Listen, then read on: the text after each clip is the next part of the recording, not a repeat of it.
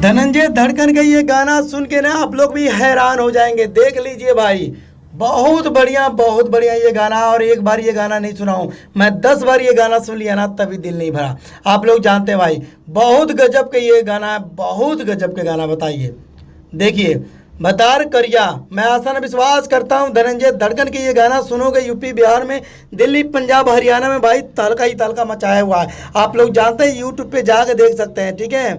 DIC Bhojpuri YouTube channel से ये गाना रिलीज हो चुका है। और ये गाना की क्या बात करें यार, बहुत गजब के गाना है। और एक बार नहीं 10 बार ये गाना सुनोगे ना तभी दिल नहीं भरेगा। तो धनंजय धड़कन का ये गाना कैसा लगा कैसा नहीं बताइए कमेंट करके।